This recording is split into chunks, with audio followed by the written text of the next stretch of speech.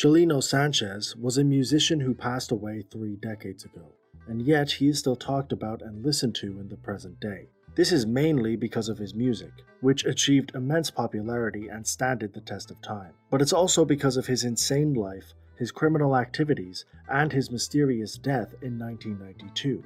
In the last ever concert he performed, Sanchez received a note while he was on stage that allegedly said if he continued to perform, he would be killed. He looked at the note, crumbled it up, and continued singing. A few hours later, he was killed after being shot in the head twice. A lot happened in his life before this. A lot of fans, enemies, and great music was made along the way, and he left us with a legacy that was truly one to behold. This is the story of Chalino Sanchez.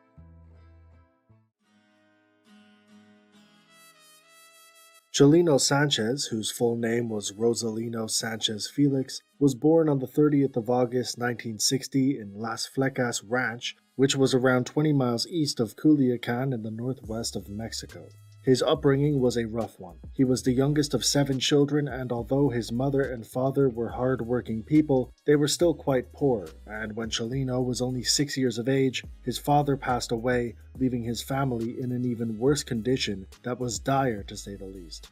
It's hard to tell when exactly Chalino started committing crimes to make money, but his sister, Juana Sanchez, described him as mischievous from an early age, and it's probable that his life of crime began sooner rather than later. Juana is also a pivotal part of the story for a different reason, because in the mid-70s, she was the victim of a terrible assault by a man named Chapo Perez. It's hard to find specific details about this crime or Chapo Perez himself, but from the little details I could scrape together, that's probably for the best. Either way, Perez was a dangerous man and a pretty terrible one, but given the power that he had in the area, he probably assumed that he got away with the heinous crime he committed scot-free, but his karma was right around the corner in the form of a vengeful younger brother. Even though Chalino was only 15 years old when this happened to his sister, he was ready to exact revenge. Around 2 years later, Chalino ran into Perez at a party, and the story goes that without saying a word, Chalino walked up to Perez, took out a gun, and shot him in the head. Some of those details might have been lost in translation or even exaggerated, but the result was the same. Perez was dead and Chalino had no more business in his hometown. It was time to go.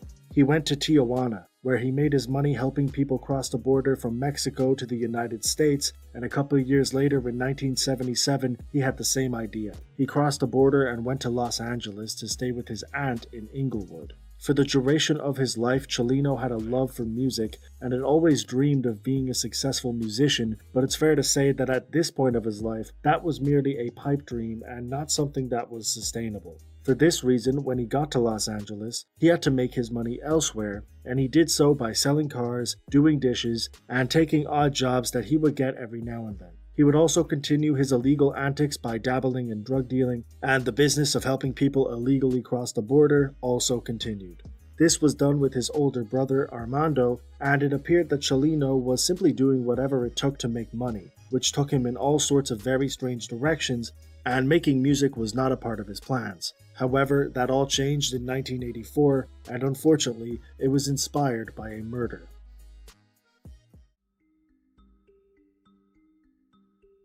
"1984 started off quite well for Chalino. He married his girlfriend at the time, who was already pregnant with his first child, and based on the odd jobs and illegal activities he was doing, he was probably making some good money, at least better than the financial strain his family had as a kid. However, with these kinds of activities, there is obviously a lot of danger involved, and it was in the same year that tragedy struck. Armando Sanchez, Chalino's older brother who worked closely with him, was shot and killed in a motel room in Tijuana. Chalino obviously took this quite hard, and he did something that might have been considered uncharacteristic at the time. He wrote a song, specifically a corrido, which is a type of storytelling ballad that usually contains more socially conscious songwriting. In this case, it served as a tribute for Armando, and it celebrated his life. While Chalino had no intention to release this in any other major capacity, he did share this around to various different friends and family, who were all quite impressed. At this stage, Chalino was in and out of prison because of his criminal activities, but he started to use his time effectively by writing songs for other inmates based on their stories. He continued this when he got out of jail by actually accepting different commissions from people who wanted to either pay tribute to their deceased loved ones or simply have their story told in a song of their own. While this may have seemed like a simple business hustle, Chalino was actively writing songs that had serious narratives and conscious songwriting.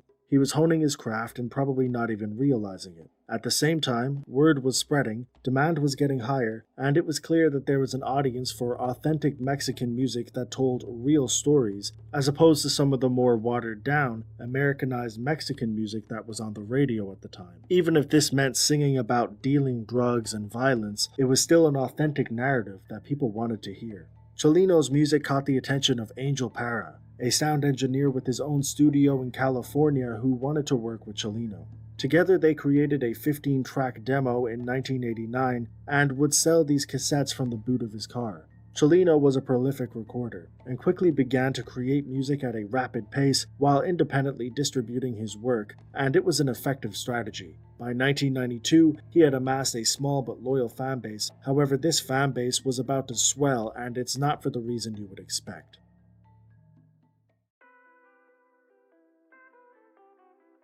By 1991, Chalino was performing small but lively shows around California, and it seemed like he was beginning to make a name for himself. His promising music career might have meant that he was going to distance himself from the life of crime he had once known, and that may have been the case, but in the beginning of 1992, something happened that the media would latch onto, and the public perception around Chalino was about to change, for better or for worse. It was the 25th of January and Sanchez was performing in the city of Coachella in California at Las Arcos nightclub to around 400 people. The night was going as planned and it seemed like it would be a perfectly normal show until a man named Eduardo Gallegos. He was clearly under the influence, and this may have been the reason that he took out a .25 caliber pistol and started to shoot at Chalino. Sanchez responded by pulling out a pistol of his own and began shooting back at Gallegos, who fled into the crowd. This created an insane shootout between the pair. Gallegos was now shooting from the crowd and Chalino was essentially shooting at the crowd in an attempt to defend himself. At this stage, he was already shot and probably just shooting in the hopes that he would hit his attacker. Between the confusion, the chaos, and the fact that Gallegos was already under the influence to begin with, we had a very chaotic shootout on our hands where bullets were flying everywhere and anybody could have been hit at any time. Eventually, a bystander wrestled Gallegos to the ground and shot him in the mouth with his own pistol. He actually survived this, but unfortunately, around 10 people were hit in this exchange, and 20-year-old Claudio Reen Carazana was shot in the leg and eventually bled out while his friends rushed him to the hospital. It was an insane situation and it bred a lot of media coverage because of its sensationalist nature. The LA Times, LA Weekly, AP News, Deseret, ABC, and countless other publications reported on this story, and surprisingly, this was what gave Chalino Sanchez airplay on the radio. Specifically his song Nieves de Enero, which fittingly translates to Snows of January. Chalino was in critical condition because of this shooting, but he made it out of the hospital and was able to resume his work after this. Although he was now a very popular name, it's speculated that Chalino had a hard time coming to terms with the way that he found his success. It was pretty obvious to many that he was going to find this success one way or another. He was releasing music that was loved, and his audience resonated with his work. But he had been catapulted into this strange stardom because of a night that he probably wanted to forget. It's hard to tell because the reports are so secondary and don't hold that much weight to them, but Chalino not liking this newfound fame would make sense given the circumstances. Either way, he was a bigger deal than ever before, and his next show in LA was packed to the brim. It was a bigger venue, and although he was going to be performing at 10 p.m. that night, the doors had to be closed at 6 because it had sold out that quickly. It's clear that Chalino was a bona fide star, and it had its perks. For example, he signed to Mozart, which was Mexico's biggest publishing company, and the deal gave Chalino around $100,000, but unfortunately it also gave the publishing company all of the rights to all of Chalino's music, which would ultimately be worth millions. But at the time it seemed like things were working in Chalino's favor, and he was on his way to a lot of success. Of course, we know that this ultimately did happen. Chalino would not be there to see how incredibly successful he would become, because soon after the Coachella incident, he was killed under extremely mysterious circumstances.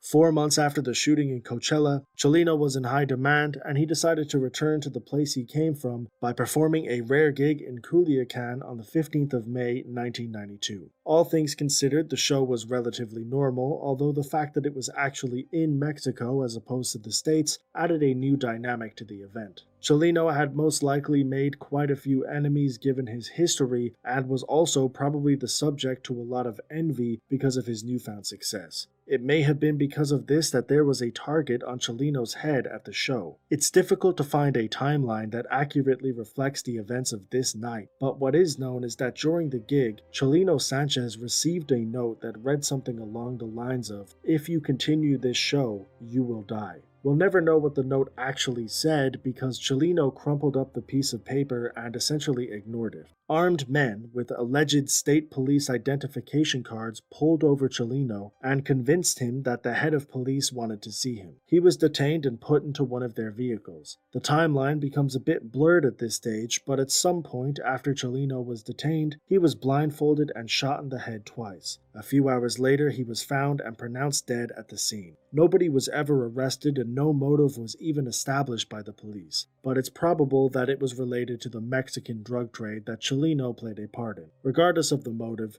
the outcome was the same. Chalino was no longer with us. He was only 31 years of age. He had popularized the art of making corridos for those around him, and based on the insane life that he had lived, there was probably nobody more deserving of this exact treatment than Chalino himself. Chalino Sanchez is by far the most popular artist I've covered. 3 decades after his passing, he still has millions of monthly listeners on various different streaming platforms, millions upon millions of views on YouTube, and a very dedicated and loyal fan base that listens to and celebrates his music on a daily basis. He is an immensely popular man, and it's a huge pity that he died at such an early age, and that he died under such intense and mysterious circumstances. He made music dedicated to people that weren't usually sung about, and he wrote lyrics about a life that most people couldn't even comprehend before Chalino came along. His legacy is a confusing one, but to many people, Chalino Sanchez is one of the greatest artists in Mexican history.